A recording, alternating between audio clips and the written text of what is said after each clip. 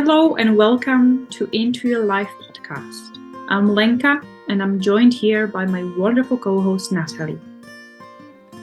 Hi, we invite you to join our weekly conversations about finding more life in one's life. Well, what does it actually mean? We have discussions with guests about ways to live happier, healthier, and more fulfilling lives, both personally and professionally. That sounds great. Let's go.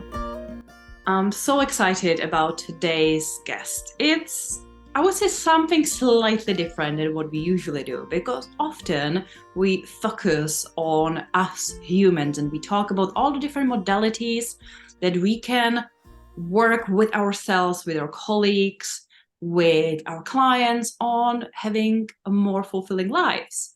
And today we have here a wonderful guest who will bring us into the world of dogs and communicating with dogs. So I would love to give a warm welcome to Mary Farrelly, who is a dog trainer and educator, who's transforming the way we communicate with our dogs, and I would say also with ourselves. So hi, Mary. Hi, Lenka. How are you? It's great to be here. Lovely to have you here. So could you tell us and our listeners a bit more about what it is that you actually do with dogs, with communication, with relationships? Yeah, sure. I shall give it a bash. I suppose really, I know you gave me the lovely title there of dog trainer and educator, which sounds very grand. But it's really not that different to what you said at the beginning. It's really about still building that relationship. So for me, dog training is a very small element of what I do. What I really care about is building a special relationship between a human and their animal, their pet.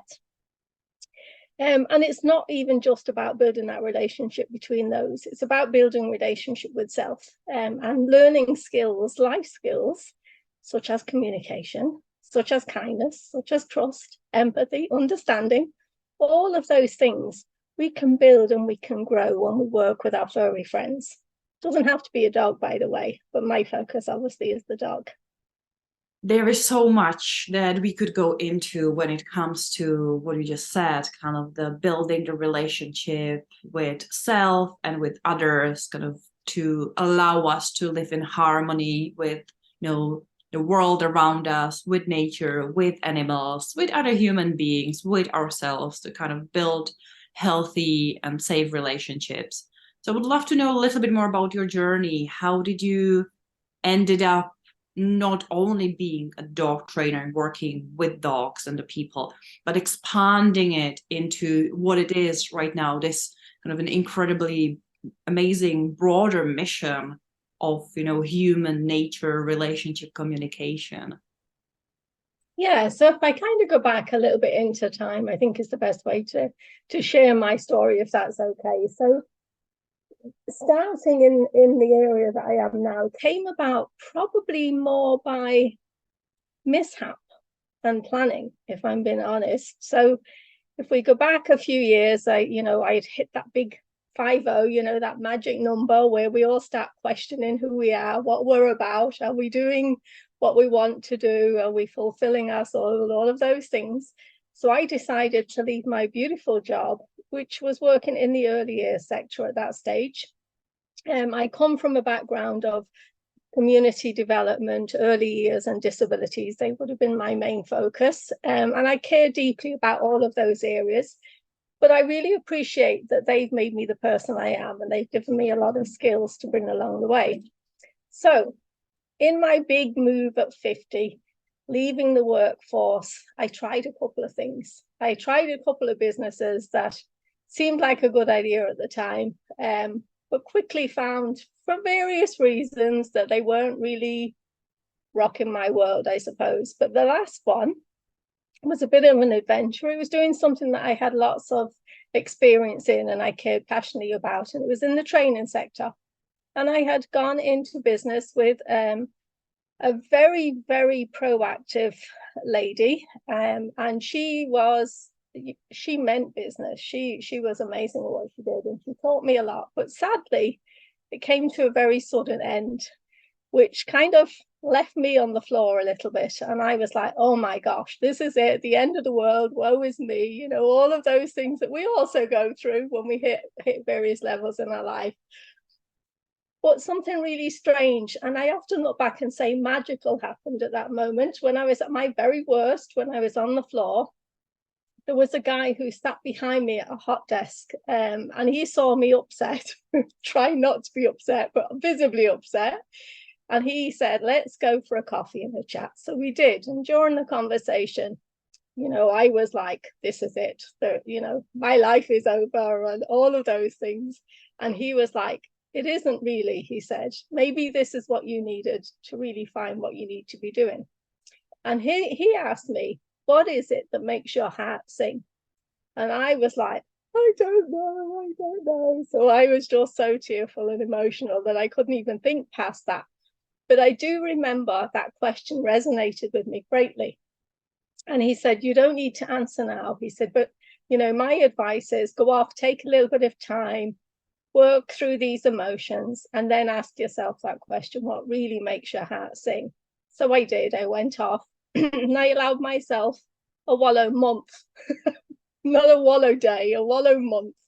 But I did set a date, and I said at that date, I have to start getting focused back. I have to start, you know, planning and thinking and figuring out what to do. So I did. And that question kept resonating with me. What makes your heart sing? And I was like, crikey, that is really difficult. And something else he had said was, think back to when you were a child. Like, in that innocence is when you can be purely happy and truly happy. And that makes sense, doesn't it? I'm sure you can relate to that if you think about it. So I was like, well, what is it? What made me happy? And he said, it doesn't matter how silly those things seem when you answer them from the child's perspective. Just go with it. Just allow yourself to go with it. So I went through all the crazy things. Colouring. I loved colouring, but I'm no artist. I love doodling, but I'm no artist. And music, but I'm no singer, and I can't play instruments. And then there was dogs and animals in general. And that really I could feel that physically. And for me, it was like, oh, wouldn't that be amazing? But it reminded me also back to childhood, when it was like animals back then, when I was growing up, weren't something to be seen as, I suppose, a career or a profession or something worthy, you know, of a job, of, you know, bringing income in and all of those things. So, of course, I would never have anticipated that as a child. But when I thought about it, I was like, oh, maybe there was a possibility there. And maybe I missed something. Maybe I missed something by, you know, being dictated to by the world and by society and what we're being told we should or we shouldn't be doing. So I just allowed that to sit for a little while. I still didn't know what it was, but I allowed it to sit.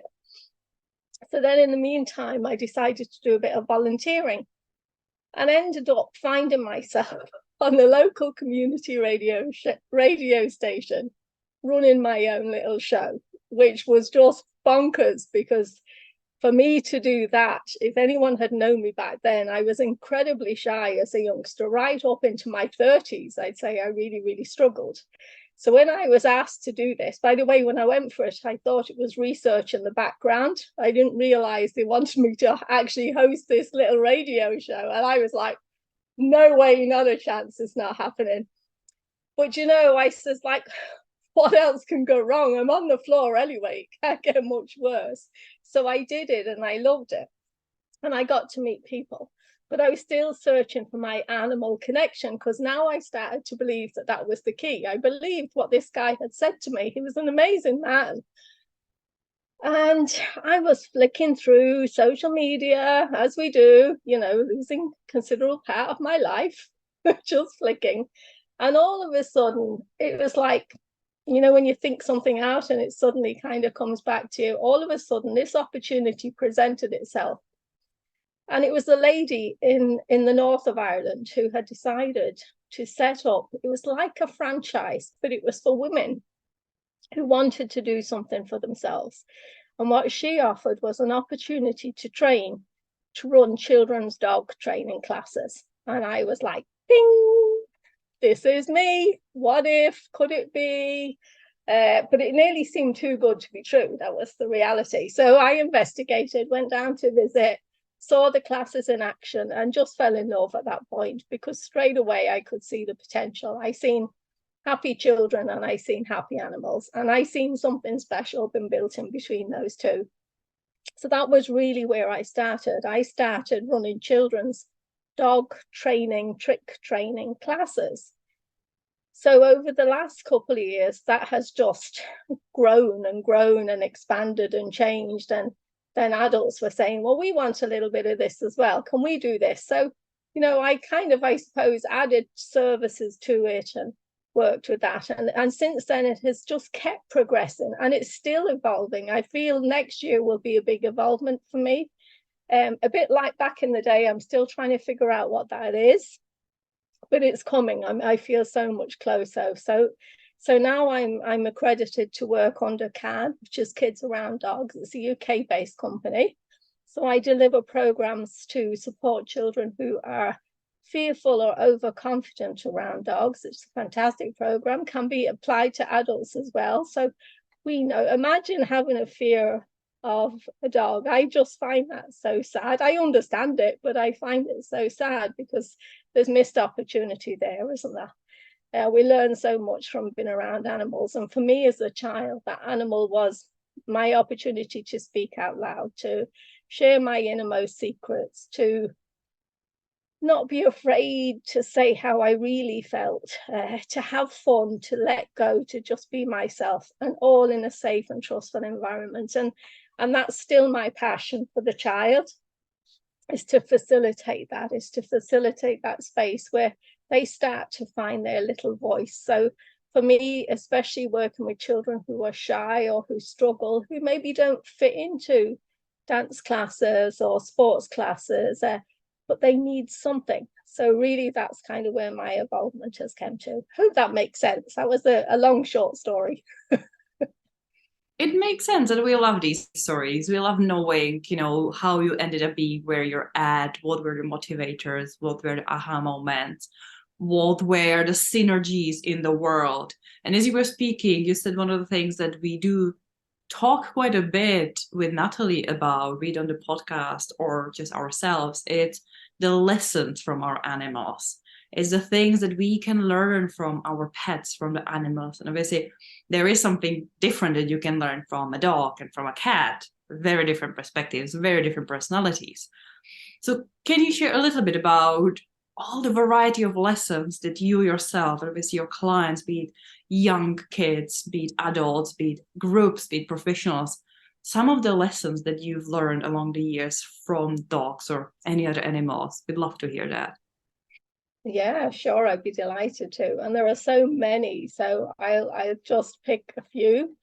There are lessons every day. That's the reality. And I think that's where my own growth is coming in seeing this. What started off as something simple, a class where children could come and spend time, has just grown into something that is, an opportunity for so much more. I believe for so much more. So lessons, let me think. I'm trying to prioritize them because there's something new every day. So as I had mentioned earlier, an example would be a parent was really concerned about her child who struggled, and how she came across my path was in like a little parenting group. She had said, can anyone please recommend something for my daughter? She is struggling so much. I'm so worried about her. All the usual things as a parent we feel. And I don't know what it was. People were recommending, get her into gym, get her into gymnastics, get her into all of these things. And I was like, but it's not the doing that's the problem for her. It's the stepping into it. It's the finding the place that she feels comfortable, finding her own little spot. So I just messaged, and I didn't even want to kind of sound pushy in it, but I just said, just to let you know, there is an alternative. It's, a children's dog training class. It's great for building confidence, blah, blah, blah. So this little girl came along to the class. The mother replied within seconds. And again, you know, it was so strange. They had literally got a dog 2 months ago. So everything was just aligning up perfectly. So that little girl came in the door with her mother, and the mother said, I think I may have to stay. Normally parents don't stay to the class because that affects the relationship between the child and the dog. It's not for any other reason. We want this totally to be about the child and the dog. And I said, no problem. That little girl wouldn't even lift her gaze from the floor. She just was hanging on to this little dog's lead, just staring down at the floor like this. And it didn't matter what her mum said. I didn't say a lot because I knew she needed a little bit of time. But the man went and sat on the seat, and that little girl was not able to work with that dog yet. She just needed to feel safe. So, you know, I asked her, could she be my little helper and, you know, come around with me and watch the other dogs and let her little dog see. And the beauty of the child and the dog is that the dog is, to me, is magical. It is, I always use the term, it's the conduit for the child. So it takes all the pressure off the child because we talk about the dog. So if I see something in the child, I talk as if it's the dog. So I'm like, you know, your dog looks a little bit uncomfortable, might be a little bit nervous here, can we? So that works so beautifully. The pressure is off. So that little girl walked around the whole session with me.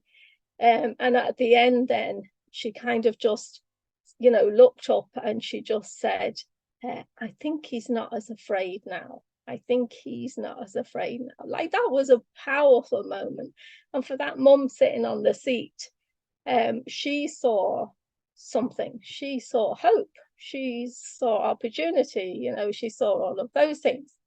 Then we have other areas where this, I find this quite funny, is when we have adults come into classes and maybe couples, it becomes like a marriage guidance session, really, because what we see, or what I'm really seeing lately, is that often what's happening with the dog is a consequence of what's happening in the relationship, if that makes sense. So again, it's often down to miscommunication, or somebody not being heard, or somebody not feeling safe, or whatever it is. So that's a different type of lesson, but that's really pulling me at the moment, because I see great power in, it's a bit like when we work with horses, isn't it? It's a therapeutic, I suppose it becomes a therapeutic session. And I see that with people coming in, and you see that over time,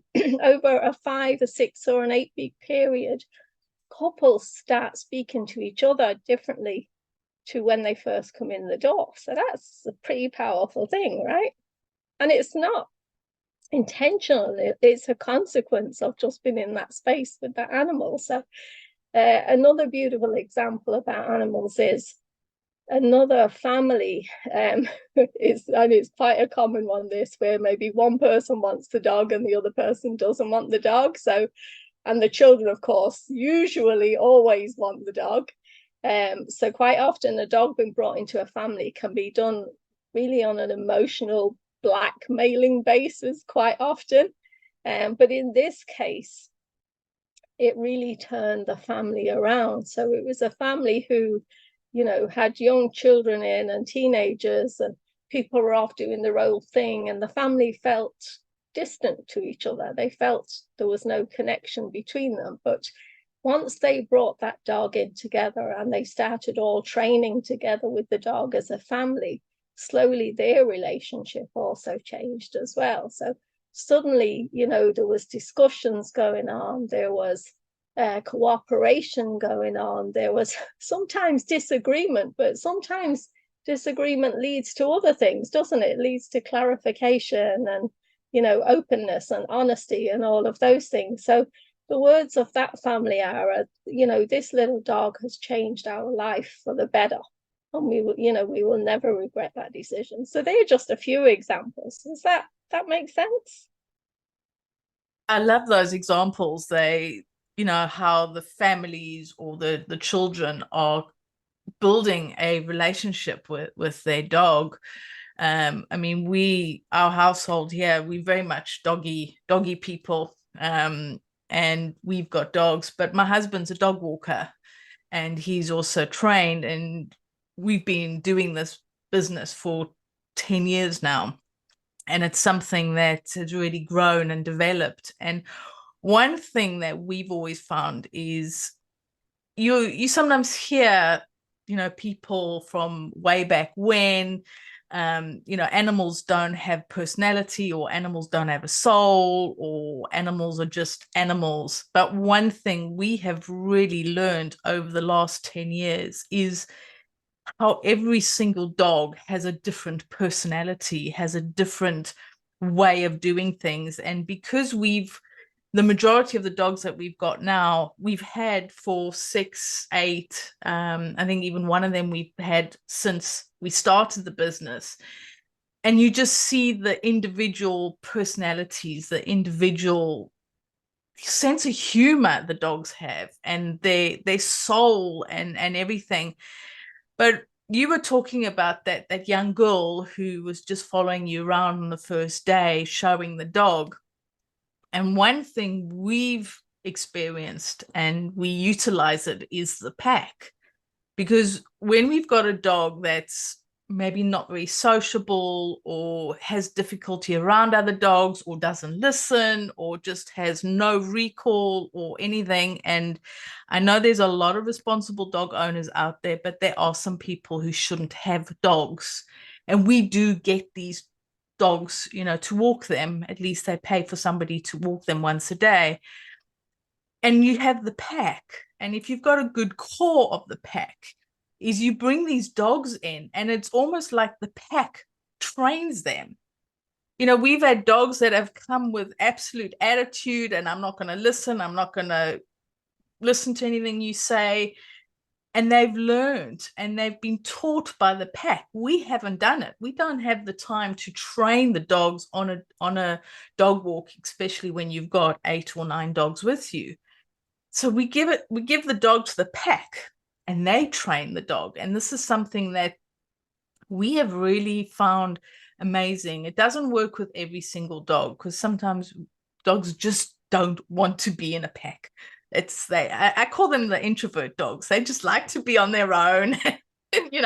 Don't put me in that van with the other dogs, because I'm going to grump my way and then just sulk off in the corner. But it's how they build their relationships. And earlier when we went out, there's dogs that come together maybe once or twice a week, or once or twice every 2 weeks. It depends on, how the owners work. But they greet each other like long lost buddies. Oh yes, you out to play today. Oh, that's great. And they, smelling each other, and just they look like they are just, oh wow, this is going to be a great day out because my buddy's with me. And this is something so special. And you've not added the human component to that, because as I said, we take the dogs, have a lot of fun with them, and then take them back home. So we don't really deal with the owners. We sometimes deal with the consequences of the owners, but not the owners. So it's really nice how you get to have that equation with the kids, or the couples, or the family, and how they can start to incorporate that dog as part of the family. Because it's not a dog is not a separate entity. It is part of the family. It is, they are very much, can be, we call our dogs the heartbeat of our home, because they always know where they are. We plan our lives around our dogs. And I think that is something we've noticed as dog walkers. The owners whose dogs are part of the family, and who just have a dog for the sake of having a dog, they're not part of the family, and you can see the difference. So that whole long story is how special that must be, that you actually get to bring the human and the animal together. You get to really almost give the humans the permission to bring that animal as part of their family, but also helping them to communicate with the dog. And finding that relationship that can grow over time, can really start to develop, and and then bringing out the confidence in kids, or bringing out something. So that's something really special that you are doing. So one thing that I wanted to ask you with this whole rambling that I've just done is, how does that find with you? Is your heart singing now? Is your heart beginning to sing like that gentleman asked you, what makes your heart sing, or what brings joy? Is this something that you are starting to really find, that you found your place, you found where it is that you want to be, or are you still wanting to add more to it? That's a really good question. I love everything you just said, Natalie, and just if I can just go back to your own words there for a second as well, because fidgeting on my chair now, quite a lot of that really resonated with me. And just one thing I want to say as well is that in the doggy world, there are amazing dog walkers out there, and I feel it is such an important role, and they're not always seen with the respect that they truly deserve. It is a special skill to do dog walking per se. It's not something I would do. I just think it takes a special person to do that, and a very skilled person as well, to be able to, to read their animals, to watch, to observe, to manage those animals in a safe and healthy way for each and every dog, because that's what's really important, because you've touched on it beautifully there. Every dog is a separate entity. It is a sentient being in its own right. It has its own personalities, feelings, and emotions, and all of those things. So I agree with so much of what you said there. Well, all of what you said. I don't disagree. That sounded as though I had a disagreement. I don't disagree with anything.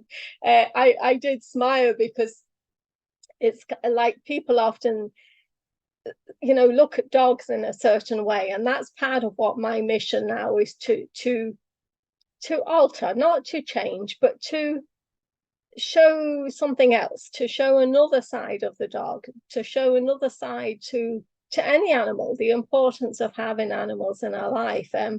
They're often a reflection of ourselves. You mentioned that dogs have different personalities, so I lost my old girl just over 2 weeks ago. We had to let her go. So I won't talk about it too much today. That wouldn't be good.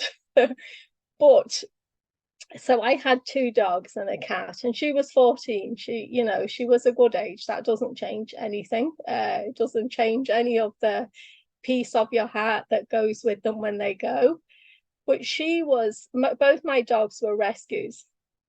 So I also have a 8-year-old dog as well. So the first dog, her name was Scruffy, because no matter what we did, she always looked scruffy. We literally rescued her on the day she was thrown out of her car. We just happened to go into the rescue on that day. So she had literally only been in about 3 or 4 hours, and she stunk, and she was mega scruffy. Nothing ever changed. But she was the most amazing dog. It was like she was even then an old soul in a puppy's body, basically. She was around 6 months when we got her, maybe a little less. But she was my karma. She was the dog that sat here under the desk and never left my side. Well, neither of them do, but they're very different. They have very different meanings in my life. But she, in many ways, resembled my own personality. In many ways, not in all, but in many ways. She was quiet. She just done her own little thing. She didn't need much fuss or attention. She loved people, but she kind of sat more at the back. She didn't sort of throw herself on people. And then the second dog we have, like I said, also rescue, but we got him around 7 weeks. I believe now, with like things that I've learned and in my own training, my new knowledge that I've gained over the years, that, he probably wasn't even the age we were told he was. I think he was probably taken away from his family way too soon. missed out on a lot of the social skills and confidence building that our dogs need, just as our children do. I make a lot of comparisons between dogs and people, and I make no apologies for that because that's where the learning is. But he has always been wary and a little bit fearful. So will be a fearful, reactive dog. So he, however, she was my stabling effect. She was my always there, always beside me dog, my comfort. He has been my learning dog because he has been like, wow, like he's my confrontation dog. We meet someone and he doesn't like them and there's confrontation. And I don't like confrontation. So I've had to learn how to manage that and to deal with that. It's his confrontation, but all of a sudden it becomes mine because I'm the human and he's the dog. But he's taught me so many lessons. And there were times that was really challenging for me as a person and for all the family, to be fair, but for me as a person. And it was like, how do I help him? How do I help this animal have a happy, healthy life in this human world where we expect them to act as though they're human when they're simply not? They're a dog, with a dog mind and a dog needs and all of those things. So I've had to find ways to help him cope in this chaotic world that he lives in. But in that taking time to figure that out, I've learned a new side of me. I've learned different strengths that I have. I've learned, different ways of dealing with things. And I found that I understand confrontation itself in a different way. Where is it coming from? What drives it? Is it personal? We often think it is, but it's usually not personal at all. There's another feeling or emotion behind that. So I think they're all important things to consider with the dogs. Now I've totally gone off on a tangent, so you now need to remind me of the actual question you asked me because I got carried away on everything you said. I do love what you said, and I will get back to the question. Is we have a Scruffy as well, but he's a boy and a rescue, and he is no gentleman. He is not a gentleman at all. He will just ram into Pip, who is slightly younger. They both border terriers, but he doesn't do it maliciously. He's just a boy, basically. He's a boy dog. He's very much like that. So I get how you said that they're different, and all our dogs we've ever had are rescues, and every single one has taught us different things, has taught us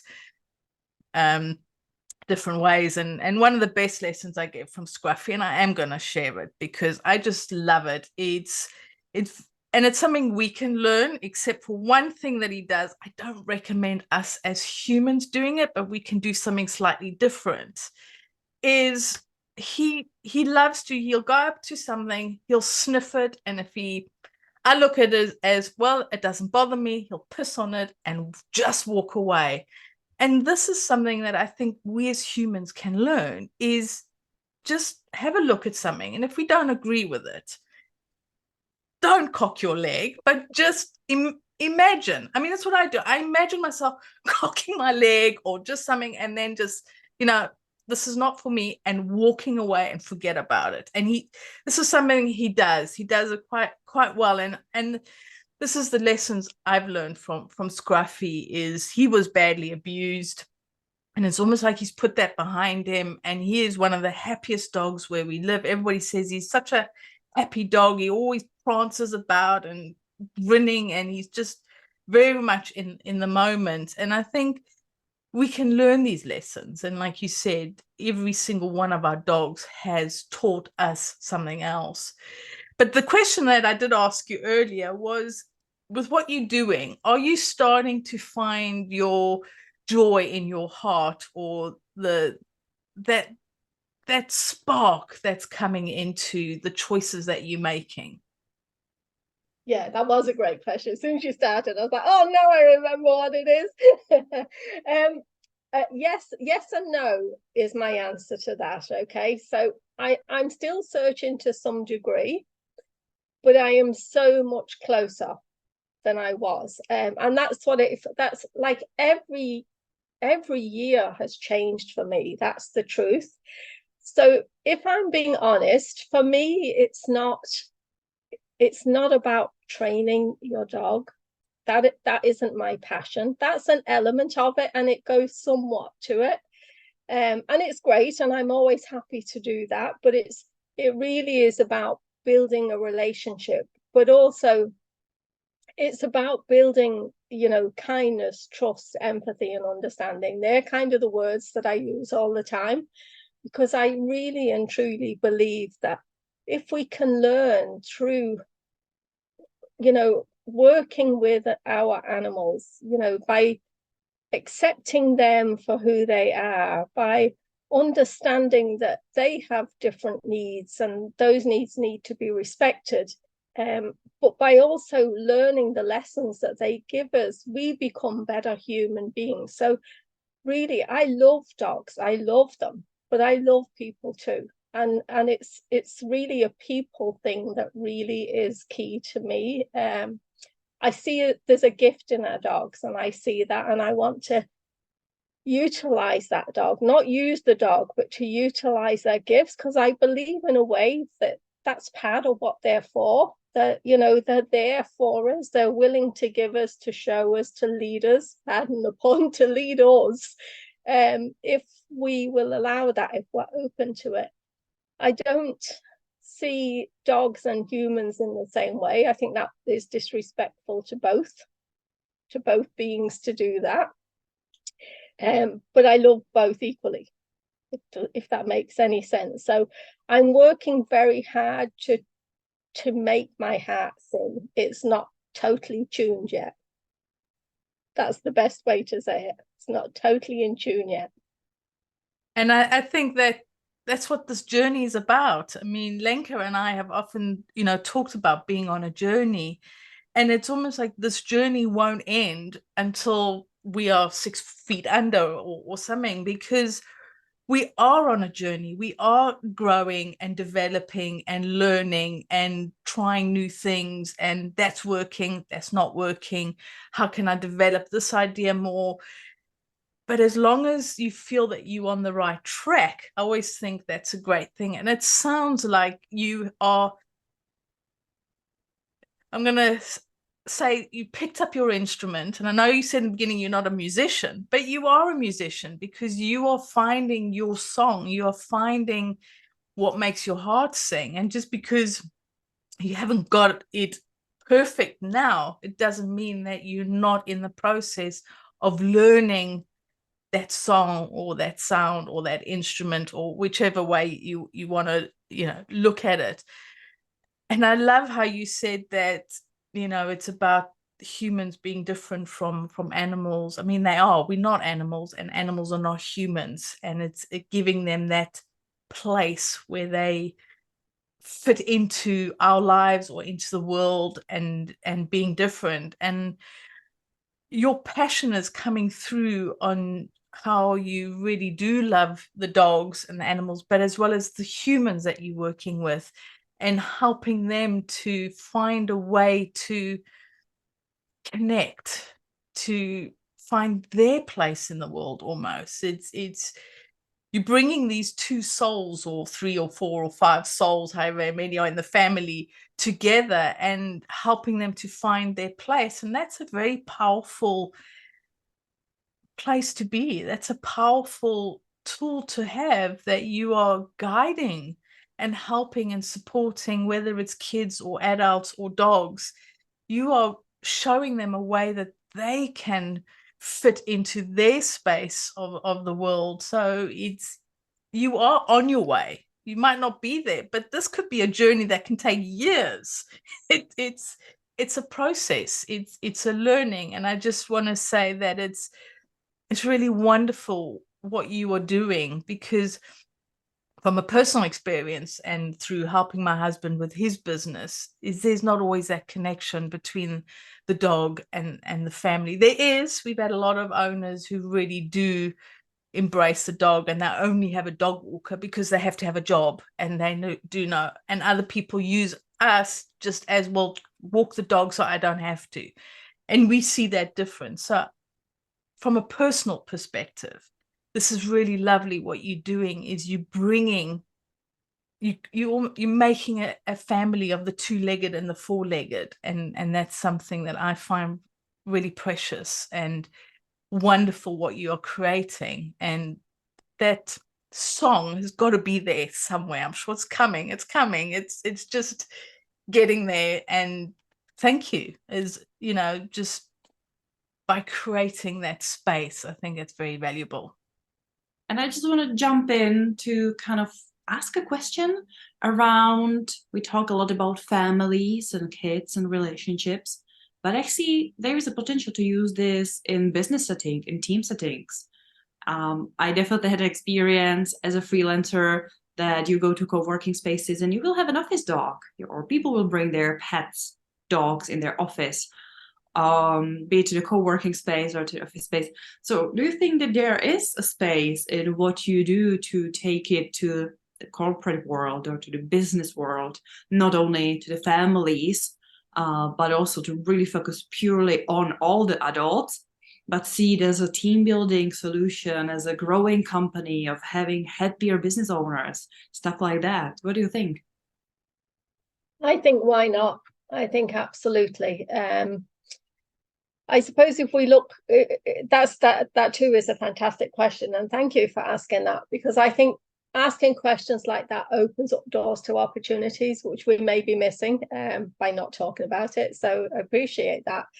If we look back at our relationship with the dog over, you know, the years and the centuries, look how much has changed already. And a big part of my work, and I will answer your question, Lenka, but I think this is relevant, a big part of my work with whoever I'm working with is really about helping them to see how it doesn't have to be how it used to be. The relationship with the dog or any animal doesn't have to be the way we maybe once thought it was. Does that make sense? For me, growing up, like I grew up in a household where we always had a dog in our lives, but our dog was abused and mistreated because that's how it was seen, that an animal needed to be managed. You know, a dog is just a dog. And I still hear that phrase.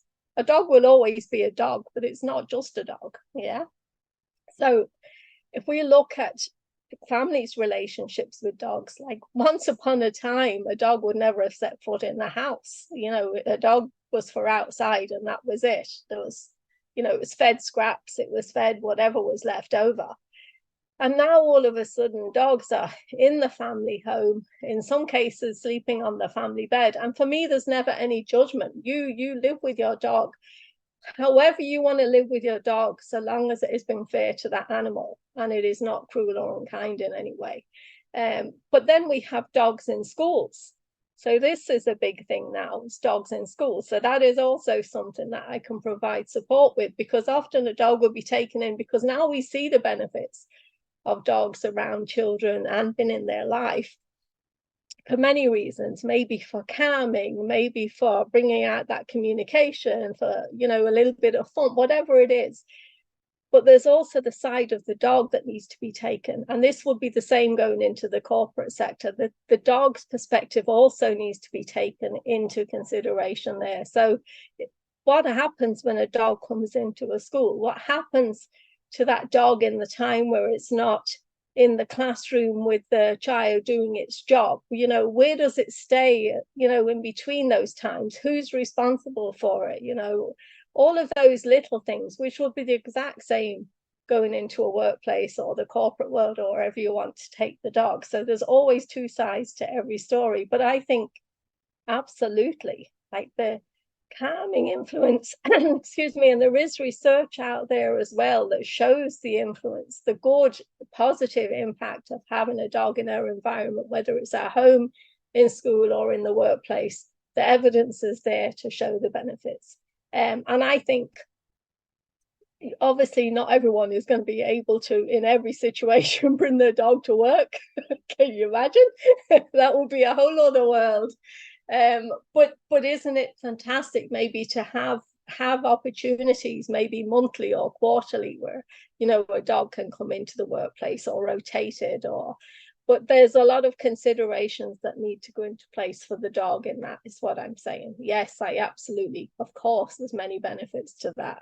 And productivity goes up, stress goes down, joy goes up, you know, all the exercise goes up, health, you know, improves. There's so many things, but it could be across the board, couldn't it? It could be more into nursing homes and, you know, into hospitals, and like there are great, you know, there's Keen's Kennels, I don't know if you see it there advertised, where that came about, where they themselves had a very a loss of their own child, but he loved his dog, and in his end days, that was his requirement, you know, his request was to spend time with his dog. So they've gone on now after their son's death, and they now make that possible for children who are, you know, at a serious stage in their life, to have their pet come visit them and be accommodated. And so there's, anything is possible here,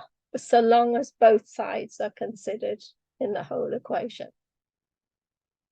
Not just dogs that have, you know, that able to, like you said, the calming or the help or anything. And one thing that the compassion that animals have, that almost that unconditional love, that unconditional compassion. And I just want to share something that I saw recently and I thought was really powerful, and it was with a horse. So it wasn't with a dog, but I do know that dogs do the same thing. And there's a place in the States where this horse is a stallion, which means he's not been castrated or anything. He's out on the field, running about, galloping, bucking, doing what horses do. But he's, for some reason, I don't know how it started, but he goes into the hospital and usually into the serious palliative care and all that. And he chooses which rooms to go in. And he chooses what to do. He has a handler or groomer who comes with him, but he chooses what rooms he goes into. And they showed some really powerful videos of how he can almost communicate with people who are dying. They are at death's door, whether it's in hours or a day or two, and haven't communicated in a long time. And there's this like bond that's created. And I think that is something that is so powerful when I hear people saying, well, animals don't have a soul or animals don't have personality. It's like, no, people don't have souls or caring or capacity, because we as a human race, we don't have a lot to be proud of, especially when it comes to violence and that.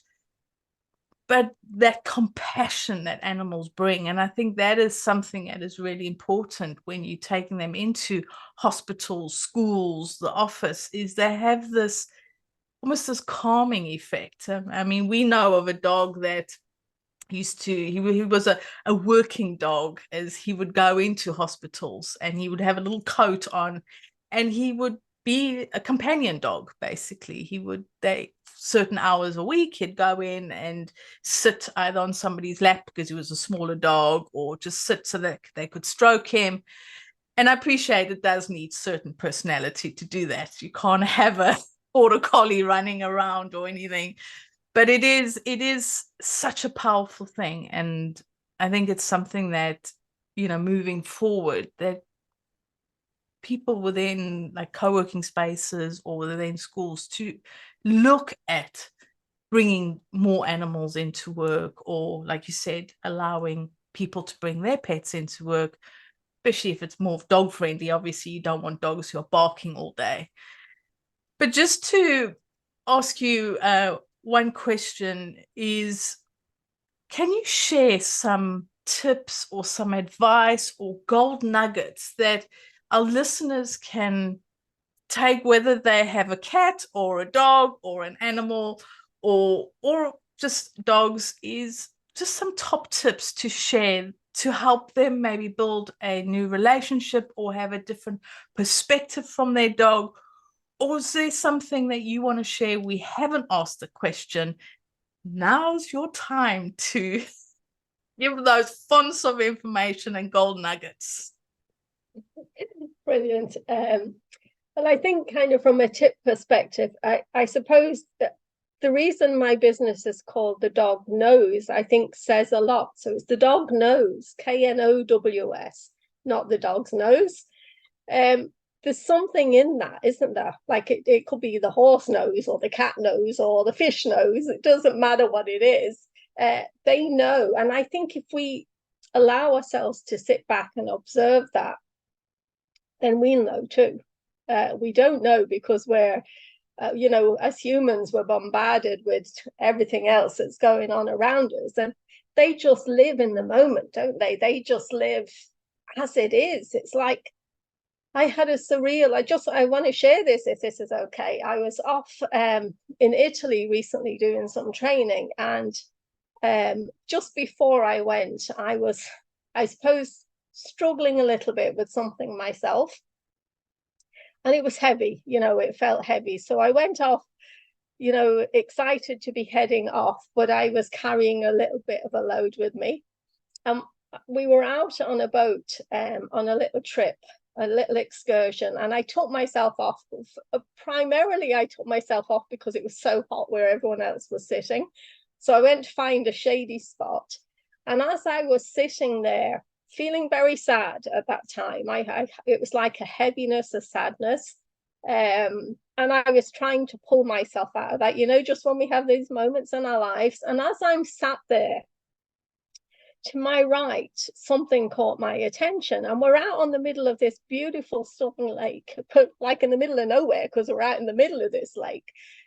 And the little thing that caught my attention to the side was a little bird. It was a swallow.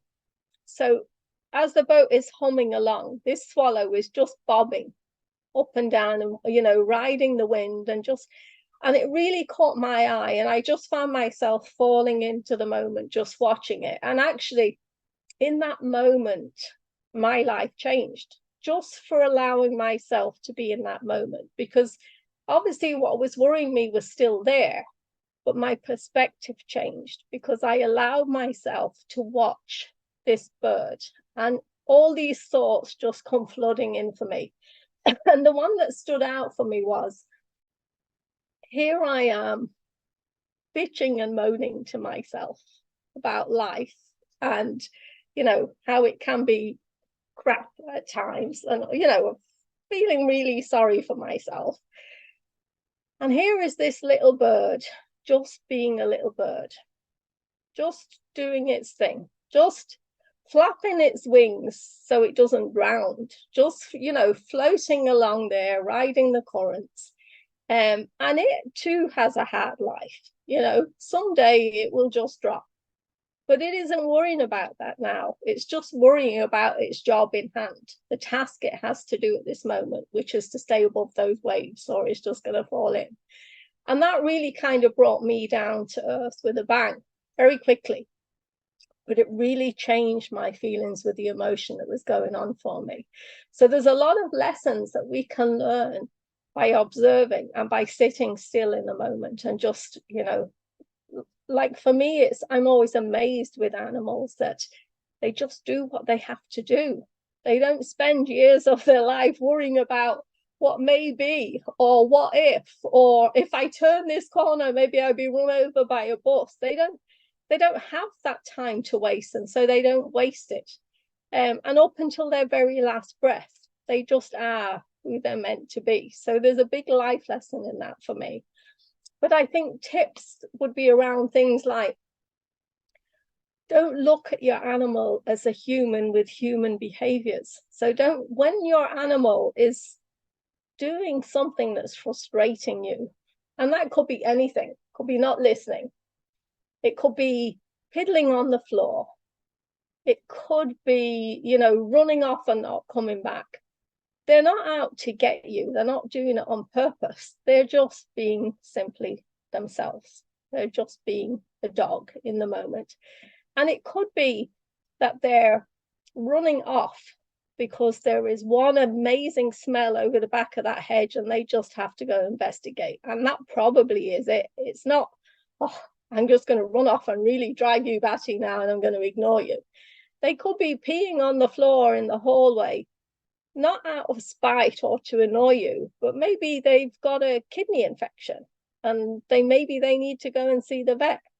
You know, it could be that they're biting on your hands because they're a puppy and they're teething and they're in pain because their teeth are growing and pushing out and it's annoying them. So let's not place our human terms and thinkings and feelings and emotions onto our dogs. Let's not assume that we know what they're doing and why they're doing it, because that's a big mistake that we make. And that's often where the communication falls down. We're putting human feelings and emotions onto an animal. It'd be the same, wouldn't it, if we were working with a colleague and it's like, you know, she's just ignoring me on purpose. She's doing it to wind me up. We don't know that. That person could be going through a really shitty time at that moment in time, and you are not on their agenda at all. So we need to learn to stop doing all of these crazy human things that we do and be more dog. Just be more dog. What other tips? Yeah, when we're training, if I go to take like a training example, often when we're training, we as humans get very frustrated, or we're looking for a massive result in a short space of time. And you know that from, you know, walking dogs. Like, you don't just take a strange dog and throw it into the middle of a gang of dogs and expect it to know what to do. It's not fair, and it just doesn't. Sometimes it may, because some dogs are just so laid back they don't care. But on the whole, you don't do that. You have to build up to that slowly. And that's the same with our training. Start and see the successes. You know, see if just a dog looking at you first, it may not give you the sit straight away, but if it looks at you, that's a step in the right direction. So celebrate all the wins, no matter how small they are, and add them together. Allow them to grow and to build on each other. That's how you get the result with your dog. Anything else? Is there anything in particular that's jumping out at you? Don't ask me a complicated question now, ladies. But does that make sense? It's like, let's live in the moment more with our animal and not, you know, not presuppose that we know what's going on for them, or that they're out to get us, or they're not. A lot of their behaviors are just exactly that. They're just behaviors. It's just the dog being a dog. If they rumble through your bin, it's like there's something smelly in there. They want to investigate it.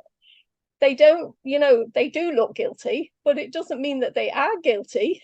It means that somewhere along the line, you come home and that bin has been pulled apart, and they're kind of looking in the corner, you know, kind of like this, and we're like, oh, you know, you did that. You know what you're doing. You've done it on purpose. That's not necessarily true, but it may be that somewhere along the line, what we've done is we have said to them, bad dog, bad dog. And they've taken up on that. So they know they're in trouble with us. They know that the human is not happy, but they don't relate to they're not happy because I pulled the bin asunder. Does that make sense? Yeah. And I think for me, you made also a good point, or you made me think of something that we also, as humans, like to blame others and circumstances for our own thoughts and feelings. And I know it from my own dog that we used to have. She did pass away last Christmas. Again, she really had good life and it was her time. And she did tell me a lot of things. And one of the ones where animals can often be seen as a mirror to us, to what we're thinking and feeling and going through, because they are sensitive, they pay attention, they notice. And so often when our dog would be the most annoying at the walk, she would be stubborn, she would not be listening, I learned to then check in with myself, like, what signals am I sending out to her? And I almost realized that very often it was my fault that she was behaving the way she was, because there was something going on in my mind. I was having a bad day. I was having an attitude. She just picked up on it. But because I wasn't self-aware in the moment first, I was blaming her. I was like, you're doing that. And I was like, no, she doesn't do anything. She's just a dog. but she can feel how I am, and it stresses her out. And she reacts, and then I see that. So one of the points that you kind of really made me remember is that often when animals are misbehaving, we also should look at ourselves and consider what's going on with us. In what state, what emotions, what energy are we in? Could that have to do something with how our animals are being? If we're in a relationship, in couple, is there fighting? Is there some bad blood? Animals are incredibly sensitive, smart creatures, and they will show us a mirror. I love that, Lenka. That I couldn't have said that better myself than what you just said there, because that is so true. It's like, that's exactly, hold the mirror up in front of yourself, and it's like, what is really going on here? Because what we give out is what we get back. And you touched on the word energy, and that's nearly always, I'd say 99% of the time when I'm working with people and I'm having a conversation with them about their dog, why it is or why it isn't, how not to, the word energy will always come into that. Because as an observer, and that's really where I see myself a lot of the time when I'm working with people, is as the observer. And that's great for them, and it's great for me, because it's I suppose there's no judgment in that. It's like, I'm just observing. Let me share with you what I'm seeing, because they can't see it themselves, because they're stuck in that moment. They're stuck in the doing. So by sharing that, it's like, well, my dog is pulling, but it's pulling because you're pulling. It's pulling because you're creating that force. It's often little simple things that just need to be tweaked a little bit between us.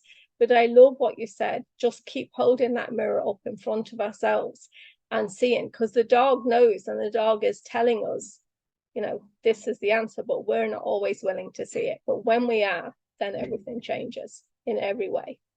Well, thank you so much for this. I can't believe that we spent an hour talking about dogs and animals. Well, I can. We've created this podcast. That's why we love doing these conversations. So thank you so much, Mary, for being here, for sharing such a wonderful wealth of wisdom and insights. If there's someone out there listening to this podcast and wondering, could this be something I need? Where can I find out more? What's happening? Where can people discover you online and get in touch with you? What's the best place? I suppose I do have a website, so it's thedogknows.ie, and then I'm on social media. So best places are Instagram or Facebook, and I'm down as the dog knows why. So the dog knows, and the dog knows why. And you'll find me there. And I'm always happy to have a chat with no obligation. I love to help people, and I love to help people's dogs. Let's get those relationships where they need to be. Thank you for having me, ladies. And thank you for those amazing questions. And I think you're helping my hat to sing by having this chat with you today. Well, we're so happy. We're so happy that, we had the chance to have this conversation with you. We had a good excuse to talk about our pets and about our passion for animals. And we had so much wisdom and insights for ourselves, for our relationships, for our relationship with animals, with ourselves, and also, yes, for our businesses as well. And I'm glad that, you're feeling the same about this. So from us to you, thank you so much. And to our listeners, if you have any questions, if there's anything that really resonated with you, then let us know. Drop us a comment, share your thoughts with us. If you have any revelations, any lessons from your animals, let us know. We'd love to know. Until next time, thank you. If you enjoyed listening to our conversation, please share it with your friends and colleagues, and don't forget to subscribe. We would love it if you could give us a 5-star rating and write a short review.